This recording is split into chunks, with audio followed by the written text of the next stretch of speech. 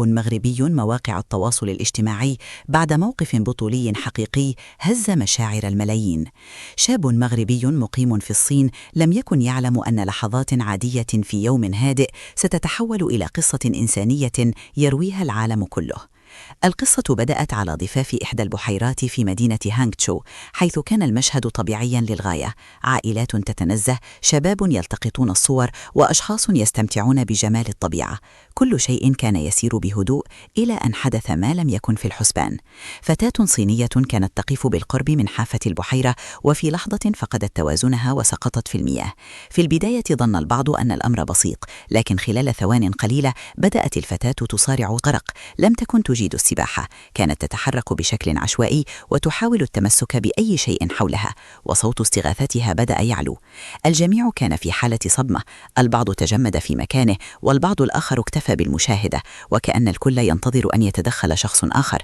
لحظات كانت كفيلة بأن تنهي حياة إنسانة أمام أعين الجميع. لكن وسط هذا التردد كان هناك شاب مغربي يراقب المشهد. لم يفكر كثيرا، لم يسأل أحدا، لم ينتظر، فقط اتخذ القرار في جزء من الثانية، قرار قد يغير مصير شخصين وليس شخصا واحدا. قفز الشاب المغربي مباشرة إلى المياه دون تردد، غير مبال ببرودة الماء أو خطورة الموقف، واضعا حياته على المحك من أجل إنقاذ إنسانة لا يعرفها، في مشهد يجسد الشجاعة الحقيقية. عملية الإنقاذ لم تكن سهلة. الفتاة كانت في حالة ذعر شديد، وكانت تحاول التشبث به، وهو ما قد يعرضه للغرق معها.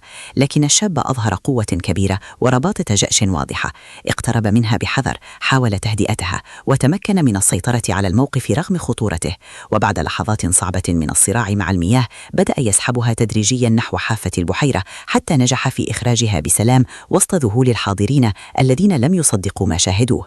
هذا الموقف البطولي لم يتوقف عند حدود المكان، بل انتشر الفيديو بسرعة كبيرة عبر مواقع التواصل الاجتماعي ليصل إلى أعلى المستويات في الدولة، ويصبح الشاب المغربي حديث الصين والعالم.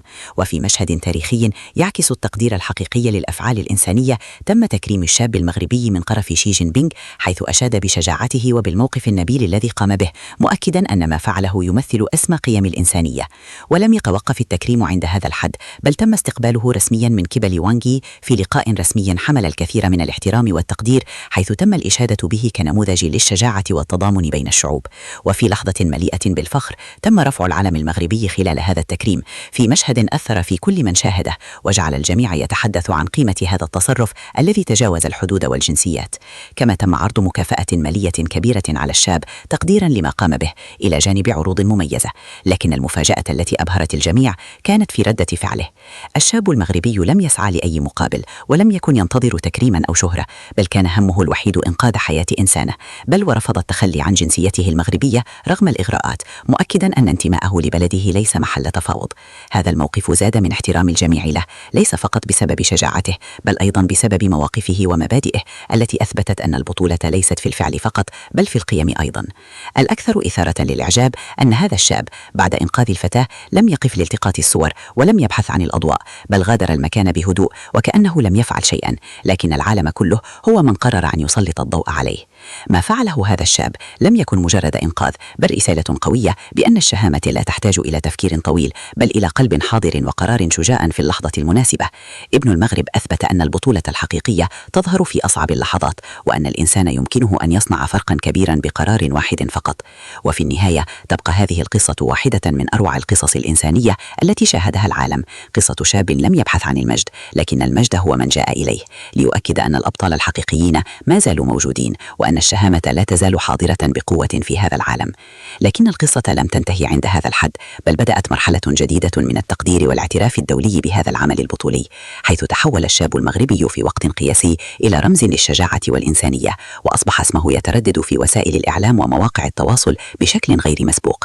في الصين لم يكن ما حدث مجرد واقعة عابرة، بل تم التعامل معه على أنه نموذج يحتذى به، خاصة في موقف صعب تردد فيه الكثيرون، بينما تحرك هو دون حسابات، وهو ما جعل قصته تصل إلى كبار المسؤولين في الدولة.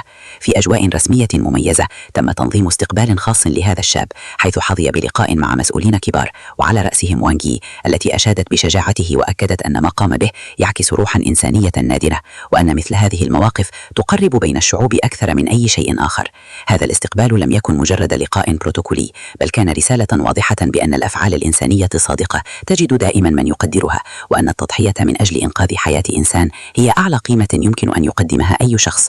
كما تم الحديث عن هذا الموقف على أعلى مستوى، حيث عبر شي جين بينغ عن إعجابه الكبير بما قام به الشاب المغربي، مشيدا بسرعة تصرفه وشجاعته في موقف كان من الممكن أن ينتهي بشكل مأساوي. وفي لحظة مليئة بالفخر تم التأكيد على عمق العلاقات الإنسانية بين الشعوب، واعتبر ما فعله هذا الشاب مثالا حقيقيا على أن الإنسانية لا تعرف حدودا ولا جنسيات. الغريب في كل هذا أن بطل القصة نفسه لم يغيره كل هذا الاهتمام، ظل كما هو، بسيطا هادئا، يتحدث بتواضع وكأن ما قام به أمر عادي، رغم أن العالم كله كان يرى فيه بطلا استثنائيا. الكثيرون تساءلوا: ماذا لو لم يكن هذا الشاب موجودا في تلك اللحظة؟ ماذا كان سيحدث؟ سؤال واحد كفيل بأن يوضح حجم الفرق الذي صنعه قراره السريع. والأهم من ذلك أن هذا الموقف أصبح رسالة لكل شاب في العالم بأن الشجاعة ليست كلمات تقال، بل أفعال تثبت في اللحظات الحاسمة، وأن الإنسان يمكن أن يكون سببا في إنقاذ حياة كاملة. ابن المغرب لم يكن يعرف الفتاة، لم يسأل عن هويتها، لم يهتم بجنسيتها، كل ما رآه هو إنسانة تحتاج للمساعدة، وهذا هو جوهر الإنسانية الحقيقية. في نهاية هذه القصة يبقى الدرس الأهم: ليس كل الأبطال يرتدون عباءات، بعضهم يمرون بجانبك بشكل عادي، لكن في اللحظة المناسبة يظهر معدنهم الحقيقي. وهذا ما فعله الشاب المغربي، بطل حقيقي في زمن نادر فيه الأبطال. في مشهد إنساني يجسد أسمى معاني الشجاعة والتضامن، برز اسم طالب مغربي مقيم في الصين بعد تدخله البطولي لإنقاذ فتاة صينية من الغرق في إحدى البحيرات بمدينة هانغشو. القصة بدأت في لحظات كانت تبدو عادية للغاية، الناس يتجولون حول البحيرة، بعضهم يلتقط الصور وآخرون يستمتعون بالهدوء والطبيعة. لكن فجأة